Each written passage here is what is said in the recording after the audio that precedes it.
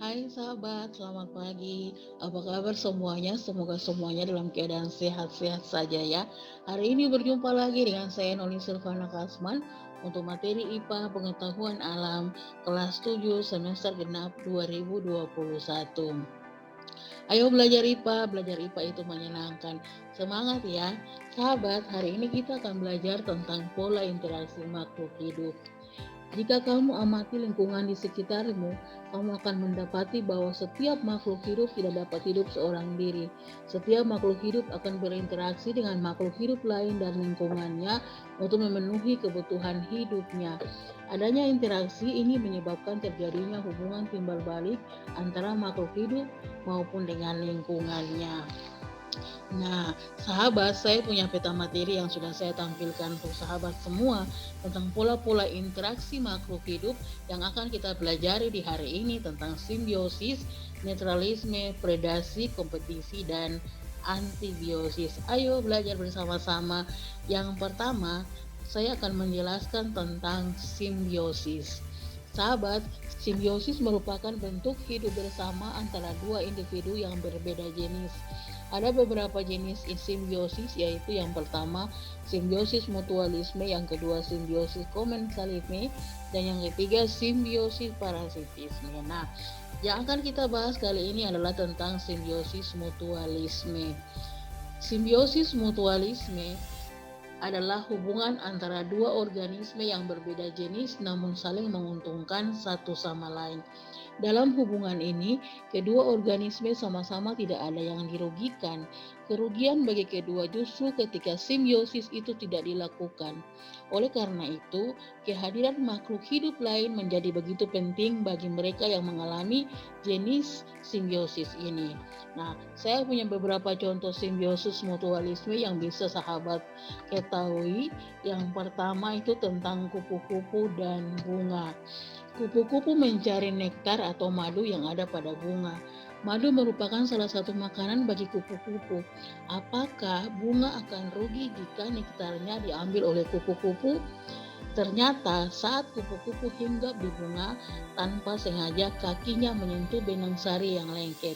Kemudian saat kupu-kupu berpindah tempat, kaki yang tertempel benang sari menyentuh kepala putih, sehingga benang sari yang ada pada kaki kupu-kupu tersebut menempel di kepala putih, dan bunga dapat melakukan penyerbukan sehingga antara kupu-kupu dan bunga saling menguntungkan.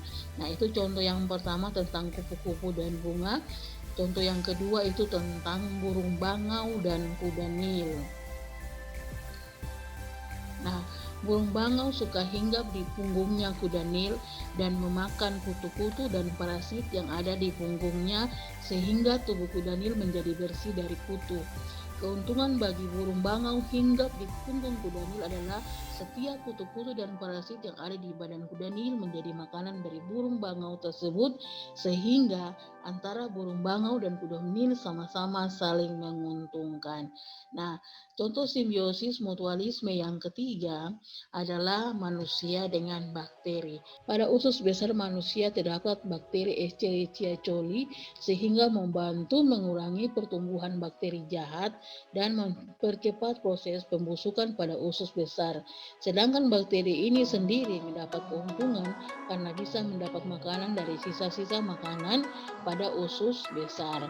Nah, yang keempat itu ada bakteri Rhizobium leguminosarum dan tanaman polong-polongan. Sahabat, bakteri Rhizobium leguminosarum adalah bakteri yang berfungsi menyuburkan tanah dengan cara mengikat nitrogen yang terdapat dalam udara bebas. Dengan adanya bakteri ini, tanaman polong-polongan menjadi lebih subur. Bakteri Rhizobium sendiri akan mendapatkan makanan dari tanaman polong-polongan. Nah, sahabat, itu tentang simbiosis mutualisme.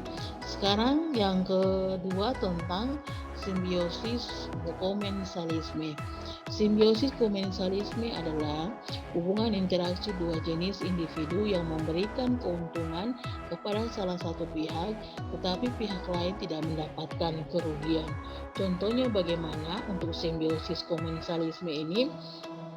Yang pertama, ada tanaman anggrek dengan pohon mangga. Nah, sahabat, tanaman anggrek mendapat keuntungan berupa tempat hidup, sedangkan pohon mangga tidak mendapatkan keuntungan maupun kerugian dari keberadaan tanaman anggrek tersebut. Yang kedua, ada remora dan ikan hiu. Pada ikan remora terdapat alat pengisap yang dapat menempel dirinya pada ikan hiu atau ikan besar lainnya, sehingga setiap sisa makanan hiu yang berupa rema-rema dimanfaatkan oleh ikan remora. Ikan remora juga diuntungkan karena terhindar dari predatornya. Sementara itu, kehadiran ikan remora tidak mengganggu ikan hiu. Ikan hiu tidak diuntungkan, tidak juga dirugikan. Nah, yang ketiga, contohnya adalah udang dan timun laut. Udang memiliki kebiasaan berada di atas mentimun laut dengan tujuan memperoleh sisa-sisa makanan dari makhluk laut tersebut. Bagi udang, ini menguntungkan karena memungkinkannya mendapatkan sisa-sisa makanan. Sementara mentimun laut dengan interaksi ini tidak berpengaruh, tidak menguntungkan, tidak juga dirugikan. Nah, yang keempat, sahabat, ada ikan koboi dan bulu babi. Sahabat, celah-celah duri bulu babi biasanya digunakan ikan koboi sebagai tempat persembunyian dari serangan pemangsanya. Oleh karena itu, ikan koboi mendapatkan keuntungan karena terlindung dari predator atau pemangsa lain. Sementara bulu babi yang tumpangi ikan koboi tidak mendapatkan apapun, baik untung maupun rugi. Nah, sahabat, itu tentang simbiosis komensalisme. Sekarang kita berlanjut lagi tentang simbiosis parasitisme. Simbiosis parasitisme merupakan hubungan dua jenis individu yang memberikan keuntungan kepada salah satu pihak dan kerugian kepada pihak yang lain, ya. Jadi simbiosis parasitisme ini adalah hubungan dua jenis makhluk hidup, di mana makhluk hidup dia mendapatkan keuntungan, sedangkan makhluk hidup yang lain dia mengalami kerugian. Contohnya bagaimana? Nah, ini saya punya beberapa contoh simbiosis parasitisme. Yang pertama itu tali putri dengan inangnya. Tumbuhan tali putri menempel pada inangnya untuk mencari makanan karena tali putri tidak memiliki klorofil. Keuntungan didapatkan oleh tumbuhan tali putri yang menempel di tumbuhan inang untuk bertahan hidup. Sementara tumbuhan inangnya akan dirugikan dengan adanya tali putri tersebut. Nah, sekarang contoh yang kedua adalah bunga Rafflesia arnoldi dengan inangnya. Sahabat, bunga Rafflesia arnoldi mendapat makanan dari hasil fotosintesis tanaman inangnya, sementara tanaman inangnya akan dirugikan karena hasil fotosintesisnya diambil oleh Rafflesia arnoldi. Nah, sekarang contoh yang ketiga adalah nyamuk dan manusia. Sahabat, kita sering terganggu dengan adanya nyamuk di sekitar kita. Nyamuk akan menggigit dan menghisap darah kita. Bahkan jenis nyamuk tertentu bisa menyebabkan penyakit mematikan seperti demam berdarah atau malaria. Keuntungan akan dapat nyamuk yang mendapat darah dan dapat berkembang biak, sementara manusia akan dirugikan karena dapat terserang penyakit berbahaya. Nah, contoh yang keempat ada lalat dengan buah. Lalat di buah dapat membuat buah-buahan menjadi busuk. Bagi lalat ini menguntungkan karena bisa bertelur dan berkembang biak di dalam buah. Nah, sahabat, itu adalah tentang simbiosis. Sekarang kita beralih ke yang kedua, yaitu netralisme. Netralisme adalah hubungan antara organisme yang ada di suatu ekosistem namun tidak saling memengaruhi. Artinya, simbiosis ini tidak ada pihak yang diuntungkan dan juga dirugikan. Hal ini biasanya terjadi karena adanya perbedaan makanan antara satu pihak dan pihak yang lainnya. Nah, contohnya adalah hubungan kumbang dengan lebah. Sahabat, kumbang dan lebah berada dalam satu tanaman yang sama. Keduanya tidak akan saling mengganggu karena sibuk memenuhi kebutuhannya. Kumbang biasanya akan mencari makanan dengan cara menumpang di dalam tumbuhan, sedangkan lebah akan mencari makanan dari nektar tanaman yang memiliki bunga. Jadi keduanya merupakan bagian dari simbiosis netralisme. Yang kedua, hubungan semut dengan rayap.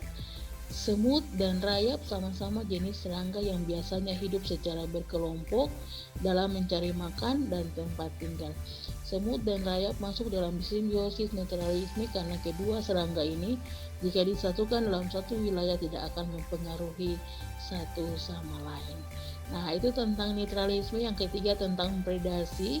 Predasi adalah hubungan di mana makhluk hidup yang satu memakan makhluk hidup yang lain. Makhluk hidup yang memangsa disebut pemangsa atau predator, dan yang dimangsa disebut mangsa atau prey. Nah, predasi ini biasanya bermanfaat dalam mengontrol populasi. Contohnya, yang pertama, harimau memangsa rusa. Yang kedua, elang memakan ular dan kelinci. Yang ketiga, domba, sapi, kambing, kuda, kedelai yang memakan tumbuhan. Itu tentang predasi. Yang keempat, kita lanjut lagi tentang kompetisi. Kompetisi merupakan pola interaksi antara organisme berupa persaingan untuk mendapatkan sumber daya yang jumlahnya terbatas dan sama-sama dibutuhkan oleh dua makhluk hidup yang bersaing. Kompetisi terdiri dari kompetisi intraspesifik, yaitu terjadi antara dua makhluk hidup sejenis, dan kompetisi intraspesifik, yaitu terjadi antara dua makhluk hidup yang berbeda jenis. Nah, contoh kompetisi yang pertama adalah kompetisi antara singa jantan. Kompetisi yang terjadi antara singa jantan adalah persaingan dalam memperebutkan daerah kekuasaan dan juga singa betina. Tujuan dari persaingan ini adalah untuk menjadi penguasa dalam daerah kekuasaan dan menjadi singa jantan utama dalam kawasannya. Nah, contoh yang kedua itu tentang kompetisi antara harimau dan singa. Harimau dan singa saling bersaing untuk mendapatkan makanan atau mangsanya, yaitu hewan seperti rusa, serba, kerbau, dan mangsa harimau dan singa lainnya. Mereka memiliki hubungan dan saling bersaing untuk mendapatkan makanan atau mangsanya secara berkelompok. Apabila ada seekor zebra yang masuk ke dalam daerah perburuan harimau dan singa, mereka akan beradu cepat untuk mendapatkan zebra tersebut dengan kelompok mereka. Wah, oke, yang kelima tentang antibiosis. Antibiosis merupakan hubungan antara dua jenis makhluk hidup, di mana makhluk hidup yang satu menghambat pertumbuhan makhluk hidup yang lain. Contohnya, jamur penicillium menghambat pertumbuhan bakteri dengan mengeluarkan zat antibiotik penisilin. Karena penisilin mampu membunuh bakteri, dengan demikian bakteri dirugikan, tetapi jamur penicillium tidak mendapatkan keuntungan maupun kerugian. Nah, teman-teman, demikianlah informasi dari saya tentang pola interaksi makhluk hidup, yaitu simbiosis, netralisme, predasi, kemudian ada antibiosis dan kompetisi. Semoga materi ini bisa bermanfaat untuk sahabat semua, dan sampai berjumpa lagi di materi yang selanjutnya.